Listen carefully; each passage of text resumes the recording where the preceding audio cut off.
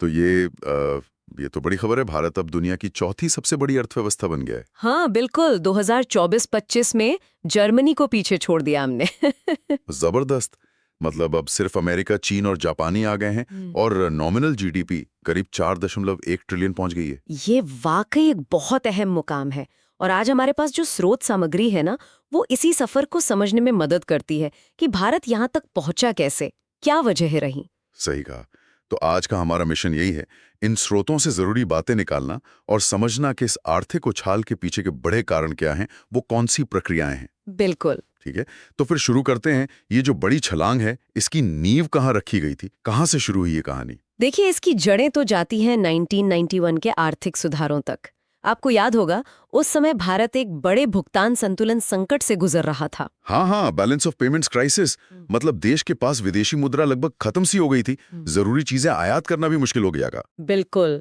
और उसी संकट के जवाब में फिर बहुत बड़े कदम उठाए गए। जैसा कि स्रोत भी बताते हैं, उद्योगों को लाइसेंस राज से एक तरह से आजादी मिली। हाँ, डी लाइसेंसिंग हुई, निजीकरण को बढ़ावा मिला, विदेशी निवेश एफडीआई के लिए दरवाजे खोले गए। आयात शुल्क भी घटाए गए थे ना? हाँ, और शेयर बाजार को रेगुलेट करने के लिए सेबी की स्थापना हुई। सही कहा। और यहाँ दिलचस्प बात यह है कि इन सुधारों ने ना भारत की पूरी दिशा ही बदल दी।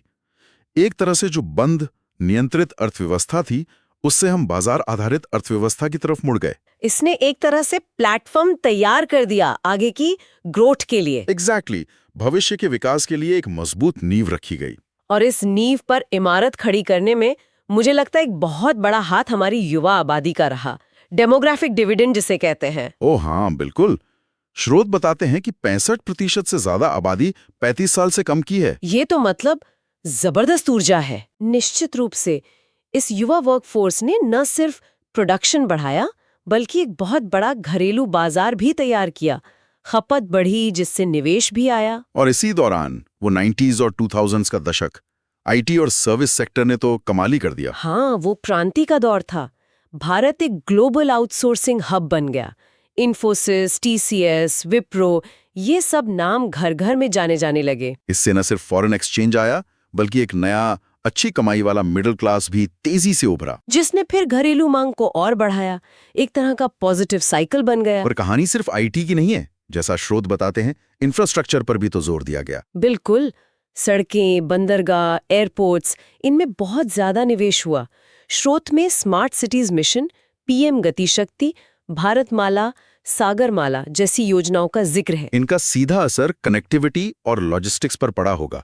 चीजों को इधर से उधर ले जाना आसान हुआ होगा। हाँ, व्यापार करना आसान हुआ।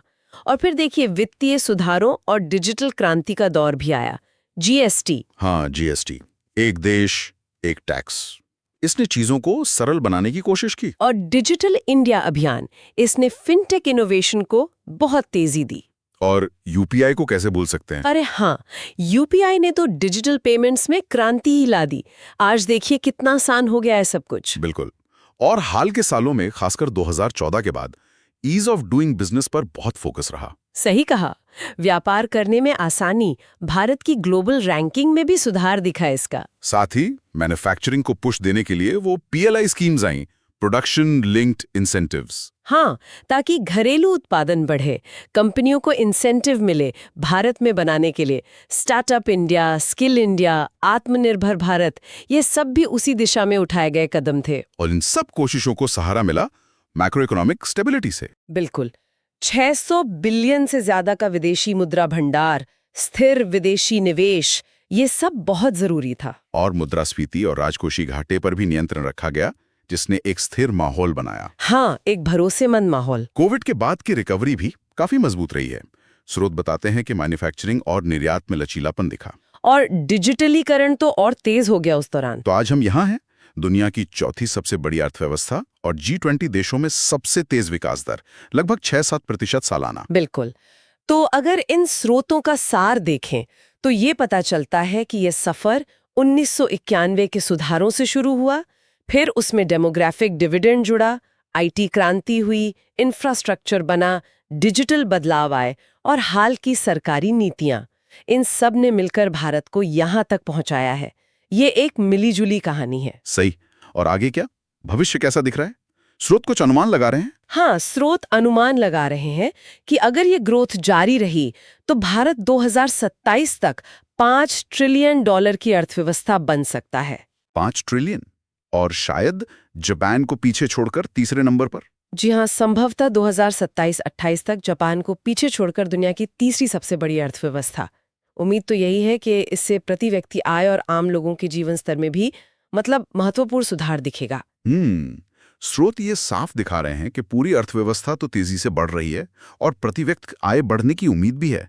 लेकिन आगे सोचते हुए एक सवाल मन में आता है, ये जो बड़ा आर्थिक विकास है, इसे देश की इतनी विविध आबादी के बीच जीवन स्तर में वास्तविक समान सुधार में बदलने के लिए अगली बड़ी चुनौती या कहें कि फोकस एरिया क्या हो सकता है?